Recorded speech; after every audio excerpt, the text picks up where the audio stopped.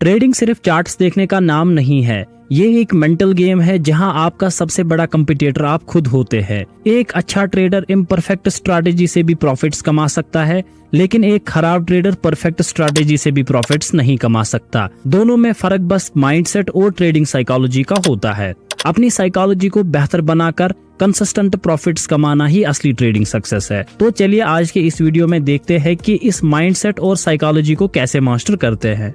Trading psychology की अगर हम बात करें तो इसमें आपके थॉट्स, इमोशंस और माइंडसेट आता है, जो कि आपके ट्रेडिंग डिसीजंस को इफेक्ट करता है एंट्री के टाइम, होल्ड करते वक्त और एग्जिट करने के बाद। यानी कि हम शॉर्ट में कह सकते हैं कि ट्रेडिंग साइकोलॉजी 3 कंपोनेंट्स का बना है, thoughts plus emotions plus mindset. Trading में जो आपके कॉमन थॉट्स आते हैं उसमें पहला है फियर ऑफ लॉस। जब एक ट्रेडर को नुकसान का डर होता है तो वो ट्रेड को जल्दी बंद करता है या एंट्री ही नहीं लेता, और इसकी वजह से ये उन ट्रेड्स को भी मिस करता है जो कि प्रॉफिटेबल हो सकते हैं। फॉर एग्जाम्पल यहाँ पर आप इस चार्ट में देख सकते हो कि प्राइसेस जो है वो नीचे की डायरेक्शन में जा रहे थे और प्राइसेस ने यहाँ पर एक सपोर्ट की फॉर्मेशन के बाद यहाँ पर हाईज लगाए हैं। यानी कि इस हाई का यहाँ पर पहले ब्रेकआउट हुआ है, जो कि हमें दिखाता है कि ये लेवल जो है ये स्ट्रॉन्ग है, और यहाँ पर इस लेवल पर BOS यानी कि ब्रेक ऑफ स्ट्रक्चर आया है। और उसके बाद प्राइसेस जैसे ही नीचे आए हैं तो प्राइसेस ने और एक सपोर्ट की फॉर्मेशन इस लेवल के पास किया है। तो अगर मैं इन लेवल्स को यहाँ पर ड्रा करूं तो यहाँ पर हम देख सकते हैं कि एक ट्रेंड लाइन है और नीचे एक सपोर्ट की फॉर्मेशन हो रही है, और इस सपोर्ट से यहाँ पर एक बुलिश एनगल्फिंग कैंडल की फॉर्मेशन हो रही है, जो कि एक मारुबोजो कैंडल भी है। और इस स्ट्रॉन्ग कैंडल की हेल्प से यहाँ पर इस ट्रेंड लाइन का भी ब्रेकआउट हो रहा है, यानी कि हमें एक कंफर्मेटरी ट्रेड मिल रहा है कि हम बाइंग साइड जा सकते हैं। और साथ ही में हम डबल या ट्रिपल कंफर्मेशन के लिए फिबोनाची रिट्रेसमेंट को भी यूज कर सकते हैं। तो मैं इस पॉइंट से लेकर इसके टॉप पॉइंट तक इसको ज्वाइन करूंगा, और यहाँ पर आप देख सकते हैं कि प्राइसेस जो है वो 38.20% लेवल पर सपोर्ट ले रहे हैं। और अगर आपने हमारा फिबोनाची रिट्रेसमेंट का वीडियो देखा होगा तो आपको पता होगा कि जब भी एक पुल बैक के बाद 38.20% लेवल से प्राइसेस ऊपर जाते तो वो एक स्ट्रॉन्ग मोमेंटम के साथ ऊपर जाते, और हमारा टारगेट यहाँ पर 1:3 के रेशियोज में होता है। तो ये भी हमें एक कंफर्मेशन यहाँ पर मिल रही है। और साथ ही में हम और एक चीज चेक करते हैं कि ये जो डाउन मूव यहाँ पर आया था, क्या ये रिवर्स हो चुका है और क्या अब सच में एक अप ट्रेंड आ सकता है। तो इसके लिए भी हम फिबोनाची रिट्रेसमेंट इसके टॉप से इसके बॉटम तक यहाँ पर ज्वाइन करेंगे। और यहाँ पर भी आप देख सकते हैं कि ये जो अप मूव है इसने यहाँ पर 78% लेवल को भी ब्रीच किया है और 61% लेवल को भी ब्रीच किया है, जो कि हमें दिखाता है कि अब डाउन ट्रेंड उतना ज्यादा पावरफुल नहीं है और अब प्राइसेस के ऊपर जाने के चांसेस जो है वो बहुत ज्यादा है। यानी कि यहाँ पर हमें हाईली कंफर्मेटरी ट्रेड मिल रहा है कि हम बाइंग कर सकते हैं। तो यहाँ पर हमारी एंट्री होगी, इस कैंडल के नीचे हमारा स्टॉप लॉस होगा या इस लेवल के नीचे हमारा स्टॉप लॉस होगा, और हमारा जो टारगेट होगा वो 1:2 या 1:3 के रेशियोज में होता है। अब हम आगे देखते हैं कि इस ट्रेड में क्या हुआ है। तो जैसे ही हमने ट्रेड में एंट्री की, यहाँ पर एक बड़ा सा ग्रीन कैंडल बना है। तो अब यहाँ पर साइकोलॉजी का इफेक्ट होता है। जो बिगिनर ट्रेडर होता है या एक बैड ट्रेडर होता है वो पैनिक में आ जाता है कि इतनी जल्दी प्रॉफिट हो गया, कहीं ये रिवर्स ना हो जाए और मेरा कहीं स्टॉप लॉस हिट ना हो जाए, और वो क्विकली यहाँ पर एग्जिट कर लेता है। और जो एक अच्छा ट्रेडर होता है या एक एडवांस लेवल का ट्रेडर होता है वो अपने टारगेट का वेट करता है। फॉर एग्जाम्पल यहाँ पर 1:2 हिट हुआ होगा, वो क्या करता है अपने स्टॉप लॉस को ट्रेल करके 1:1 पे लाता है या ब्रेक इवन पे लाता है, और फाइनली जब तक ना उसका टारगेट हिट हो जाए तब तक वो इस ट्रेड से नहीं निकलता है। और जो बिगनर ट्रेडर जिसने यहाँ पर एग्जिट किया होता है, जब वो इतना बड़ा मूवमेंट देखता है तो वो सोचता है अगर मैंने इस ट्रेड को होल्ड किया होता तो मेरा इतना प्रॉफिट हुआ होता, और वो प्रॉफिट का हिसाब करने लगता है, और उस वजह से उसकी साइकोलॉजी जो है वो डिस्टर्ब हो जाती है और वो और एक साइकोलॉजिकल थॉट का शिकार हो जाता है जिसे हम कहते हैं रिग्रेट। और उस रिग्रेट की वजह से जब वो देखता है कि यहाँ पर एक पुल बैक आया है, फिर से एक बड़ा कैंडल आया है, तो वो फिर से एक एग्रेसिव एंट्री लेता है यहाँ पर बाइंग की। और जैसे ही वो यहाँ पर ऊपर बाइंग एंट्री लेता है रिग्रेट की वजह से, फिर वो देखता है कि प्राइसेस जो है वो नीचे आ जाते हैं और उसका स्टॉप लॉस जो है वो हिट हो जाता है। यहाँ पर सिंपली याद रखना है,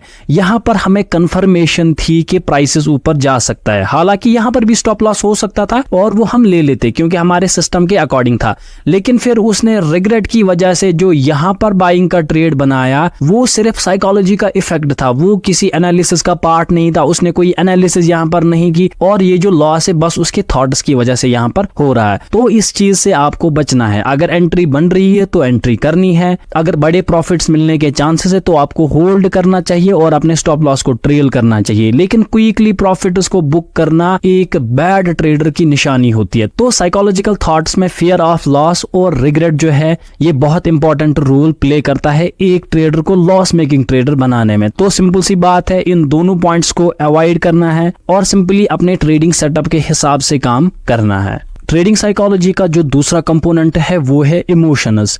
मेन इमोशंस जो कि एक ट्रेडर की साइकोलॉजी को इफेक्ट करते हैं वो है fear of profits, hope, greed, over confidence and revenge trading. तो यहाँ पर आप थोड़ा बहुत कंफ्यूज हुए होंगे कि मैंने क्या लिखा है ये फियर ऑफ प्रॉफिट्स। तो fear of profits trading psychology में एक ऐसी सिचुएशन होती है जिसमें ट्रेडर को अपने प्रॉफिट्स को लूज करने का डर होता है। इसका मतलब है कि जब एक ट्रेडर प्रॉफिट में होता है तो ट्रेडर को ये टेंशन होती है कि मार्केट रिवर्स ना हो जाए और उसके प्रॉफिट्स कम या जीरो ना हो जाए। इस डर के चलते ट्रेडर जल्दबाजी में अपने ट्रेडर्स को क्लोज कर लेता है, चाहे उसमें पोटेंशियल हो कि वो और ज्यादा प्रॉफिट दे सके। एज कंपेयर टू अगर हम लॉसेस की बात करें तो जब आपके लॉसेस चल रहे होते हैं आप उनको पूरा होल्ड करते हो जब तक ना आपका स्टॉप लॉस हो जाए। लेकिन प्रॉफिट्स की बात आ जाए तो आप डरने लगते हो, जैसे ही प्रॉफिट आए क्विकली ट्रेड को कट करो, थोड़ा बहुत प्रॉफिट आ जाए ट्रेड से निकल लो। तो यहाँ पर आपको ये याद रखनी है, जब मैं ट्रेडिंग सीख रहा था या जब मैंने ट्रेडिंग सीखने का इरादा किया था तो मेरा मेन मकसद यही था कि मैं मार्केट से पैसे कमाऊं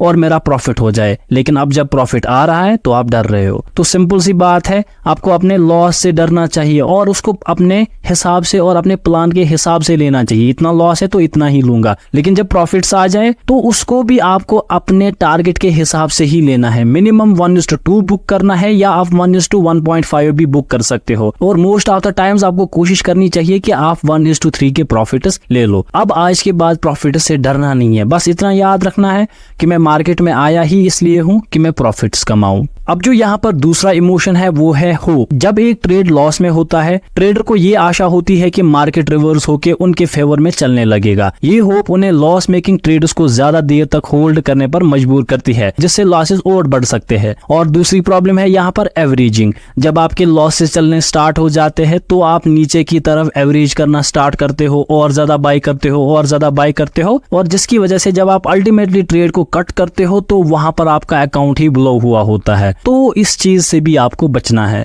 तो ये जो इमोशंस है ये मेन ट्रिगर करते हैं कि आप लॉस करो। तो इन चीजों को कंट्रोल करके जब आप ट्रेडिंग करोगे तो आपके प्रॉफिटेबल ट्रेडर बनने के बहुत ज्यादा चांसेस होंगे। अगर आपको ट्रेडिंग के पूरे कॉन्सेप्ट्स होंगे तो आपको पता होगा कि अगर आपको चार्ट ट्रेडिंग आती है तो आपके प्रॉफिटेबल बनने के 30% चांसेस है, रिस्क मैनेजमेंट आता है तो और 30% चांसेस है, और जो साइकोलॉजी का पोर्शन है इसका आपके प्रॉफिटेबल ट्रेडर बनने पर 40% इफेक्ट होता है। यानी कि अगर आपको चार्ट ट्रेडिंग आती है और इसके साथ आपकी साइकोलॉजी सही है तो आपके 70% चांसेस है कि आप सक्सेसफुल बन जाओ। अगर आपका रिस्क मैनेजमेंट सही है, आपकी साइकोलॉजी सही है, लेकिन आपकी चार्ट ट्रेडिंग उतनी खास भी नहीं है, तो फिर भी आप एक प्रॉफिटेबल ट्रेडर बन सकते हो। तो सिंपल सी बात है, इस रिस्क मैनेजमेंट और इस साइकोलॉजी पे बहुत ज्यादा फोकस करना है। और ये जो यहाँ पर मैं आपको पॉइंट्स बता रहा हूँ खासकर इन पे बहुत ज्यादा ध्यान देना है। और नेक्स्ट जो इमोशन है जो आपको बहुत ज्यादा ट्रिगर करता है वो है ग्रीड। जब ट्रेडर प्रॉफिट बना रहा होता है तो उसमें ज्यादा से ज्यादा प्रॉफिट कमाने की लालच पैदा होती है। इस लालच के चक्कर में वो ज्यादा क्वांटिटीज ट्रेड करने लगता है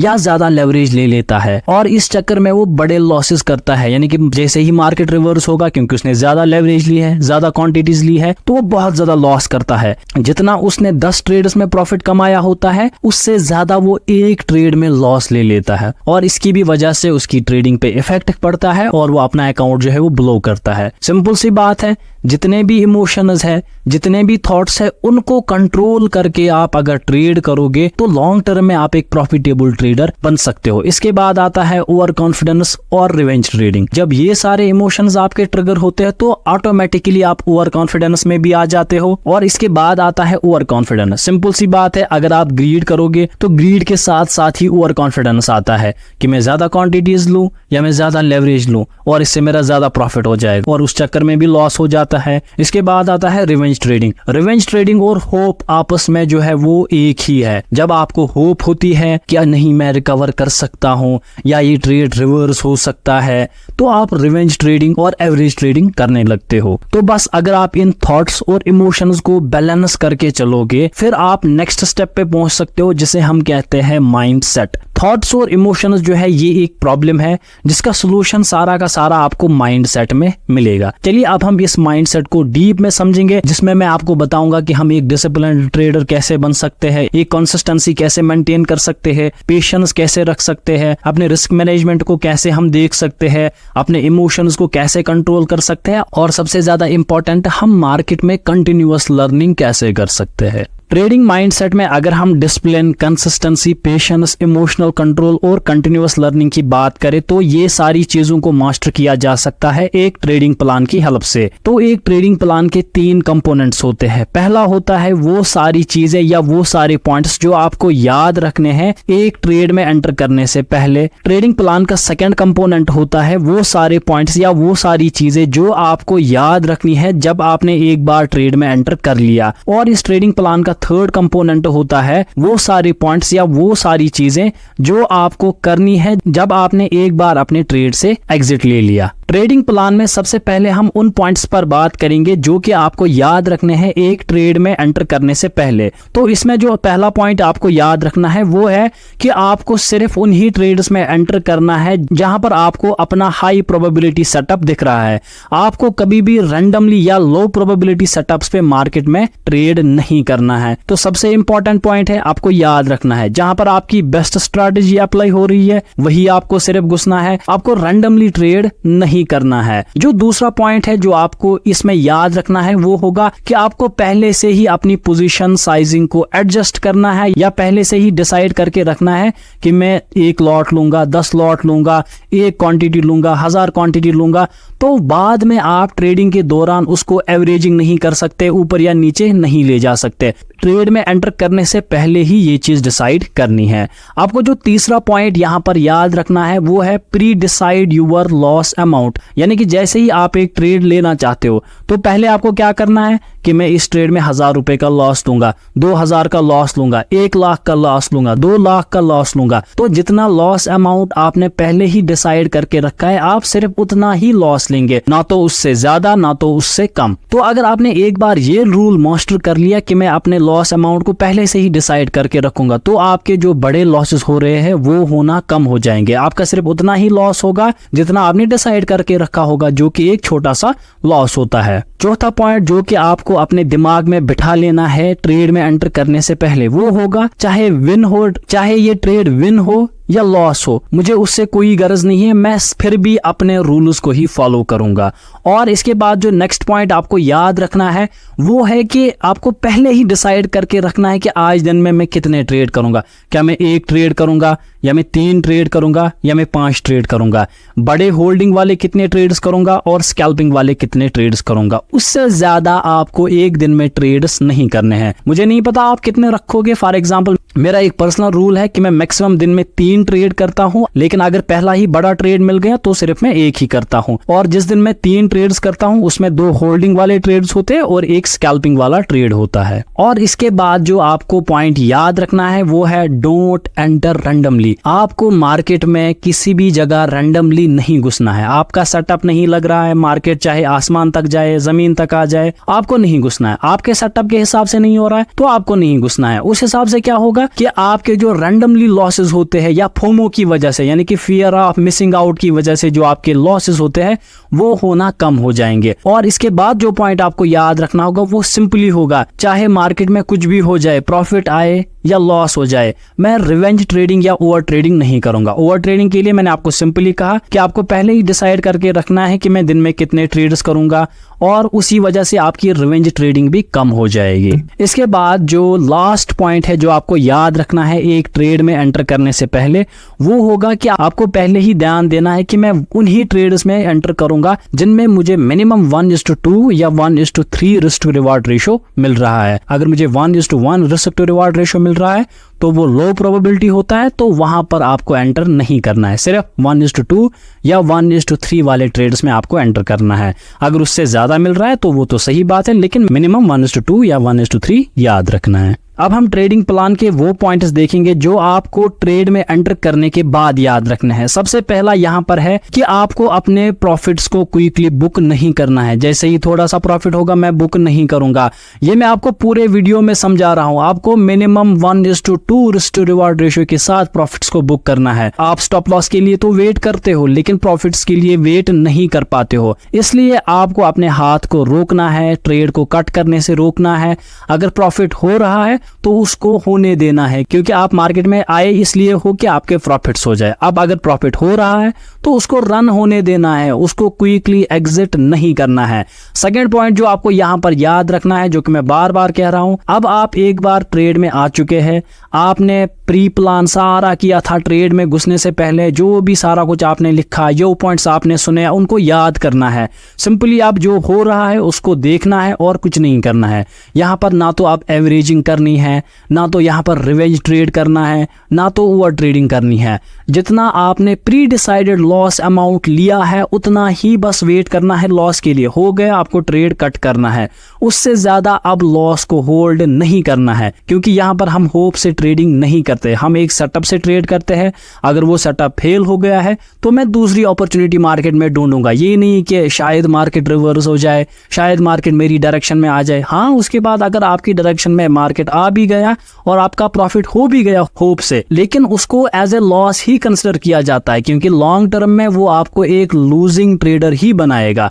तो डिसिप्लिन को यहाँ पर फॉलो करना है, प्रॉफिट्स को क्विकली बुक नहीं करना है, एवरेजिंग नहीं करनी है, ज्यादा लॉस को होल्ड नहीं करना है। जब तक ना टारगेट आ जाए तब तक आपको ट्रेड में रुके रहना है। यहाँ पर एज ए बिगनर आपका चेहरा लाल हो सकता है, आपकी बॉडी में शिवरिंग हो सकती है, आपके इमोशंस ट्रिगर हो सकते हैं, बीपी हाई हो सकता है, लेकिन लॉन्ग टर्म में आपकी भलाई के लिए आपको इन चीजों को कंट्रोल में लेना ही होगा और आपको इस ट्रेड को टारगेट होने तक या स्टॉप लॉस होने तक देखना ही होगा। अब हम ट्रेडिंग प्लान की वो चीजें देखेंगे जो आपको ट्रेड से एग्जिट लेने के बाद करनी है। सबसे पहली चीज जो आपको करनी है वो है accept responsibility for your trade. जो आपने ट्रेड किया है वो आपने अपने प्लान के हिसाब से किया, ट्रेड को होल्ड करते वक्त आपने सारे पॉइंट्स का ध्यान रखा। अब चाहे लॉस हो जाए या प्रॉफिट हो जाए, आपको वो रिस्पॉन्सिबिलिटी खुद पे लेनी है। ये नहीं कि मार्केट ने मुझे भगा दिया, ये नहीं कि ऑपरेटर आ गया, ये नहीं कि लिक्विडिटी आ गई मार्केट में, स्टॉप लॉस हंटिंग हो गई। ये चीजें आपको अब नहीं सोच, आपको बस ये चीज ध्यान में रखनी है कि ये जो भी कुछ हुआ, चाहे लॉस आया या प्रॉफिट हुआ, ये सिर्फ और सिर्फ मेरी रिस्पॉन्सिबिलिटी है, क्योंकि एंट्री भी आपने ही ली है। और दूसरा पॉइंट जो आपको याद रखना है वो है कि अगर आपका ट्रेड प्रॉफिट में गया है तो आपको लिखना है कि ये प्रॉफिट में क्यों आया। क्या आपके सेटअप की वजह से आ गया, क्या आपके पेशेंस की वजह से आ गया, क्या आपने जो स्ट्रैटेजी यूज की उसको ऑलरेडी बैक टेस्ट किया है उस वजह से आ गया, क्या आपके रिस्क टू रिवार्ड रेशियो की वजह से आ गया, या और कोई रीजन था। तो आपको वो लिखना है अपने ट्रेडिंग जर्नल में। उसके बाद अगर ट्रेड लॉस में हुआ तो उसका रीजन भी आपको लिखना है कि लॉस में क्यों हुआ। क्या मैंने ओवर ट्रेडिंग की, क्या मैंने गलत एंट्री की, क्या मैंने फोमो में एंट्री की, क्या मार्केट भाग रहा था मैं फिर कूद गया। तो वो सारी चीजें आपको लिखनी है, चाहे प्रॉफिट हो चाहे लॉस हो, दोनों का आपको लिखना है। क्यों लॉस हुआ, क्यों प्रॉफिट हुआ। तो ये सब चीजें मिला के आपको एक डायरी में लिखनी है, या आपको एक ट्रेडिंग जर्नल लाना है, या आप एक कॉपी में भी लिख सकते हैं कि जो भी मेरे ट्रेड में हुआ उस वक्त मेरे इमोशंस क्या कर रहे थे, क्या मेरी जो एंट्री थी उसमें प्रॉब्लम है, क्या मेरे रिस्क टू रिवार्ड रेशियो में प्रॉब्लम आ रही है, क्या मेरे होल्डिंग कैपेसिटी में प्रॉब्लम आ रही है। तो वो सारी चीजें आपको एक जर्नल में नोट डाउन करनी है। तो देखो, ये ट्रेडिंग का सबसे इंपॉर्टेंट स्टेप है कि आपको अपने हर ट्रेड को नोट डाउन करना है कि मेरे ट्रेड में हो क्या रहा है। इसकी वजह से जब आप यही ट्रेडिंग जर्नल 1 साल बाद, 1 महीने बाद या 1 हफ्ते बाद चेक करोगे तो आपकी ट्रेडिंग परफॉर्मेंस में दिन ब दिन चेंज आना शुरू हो जाएगा और ये इंप्रूव होनी शुरू हो जाएगी, क्योंकि आप जो पीछे गलतियां कर रहे थे अब वो गलतियां आप रिपीट नहीं करोगे इस ट्रेडिंग जर्नल को देखकर, और आपकी जो आने वाली ट्रेडिंग होगी वो इंप्रूव्ड और प्रॉफिटेबल ट्रेडिंग होगी। और सबसे लास्ट में आपको वीक बाय वीक या मंथ बाय मंथ या ईयर बाय ईयर अपनी ट्रेडिंग परफॉर्मेंस को चेक करना है कि इसमें कितनी इंप्रूवमेंट आ रही है, मेरी जो ट्रेडिंग स्ट्रैटेजीज है क्या वो मार्केट के चेंज होने की वजह से अब काम कम कर रही है या ज्यादा काम कर रही है, कौन सी स्ट्रैटेजी ज्यादा काम कर रही है, कौन सी स्ट्रैटेजी कम काम कर रही है, मेरे इमोशंस कब बीच में आ जाते हैं, क्या मैं न्यूज की हेल्प से ट्रेड कर पाता हूं या मैं नहीं कर पाता हूं। तो ये सारी चीजें आपको ध्यान में रखनी है। तो ट्रेडिंग साइकोलॉजी अपने आप में ही एक बहुत बड़ा टॉपिक है। इसका जो रिस्क मैनेजमेंट का पार्ट है और इसकी जो बाकी चीजें हैं वो हम आने वाले वीडियोस में कवर करेंगे। बेहतर बनते रहो और चलो साथ मिलकर और आगे बढ़ते हैं। मैं चाहता हूं आप मेरे से भी प्रोफेशनल ट्रेडर बने। बस आज के लाइव ट्रेडिंग सेशन के लिए इतना ही, और स्ट्रैटेजीज के लिए सब्सक्राइब करना मत भूलना। लाइक, शेयर और कमेंट जरूर करो। मिलते हैं अगले वीडियो में।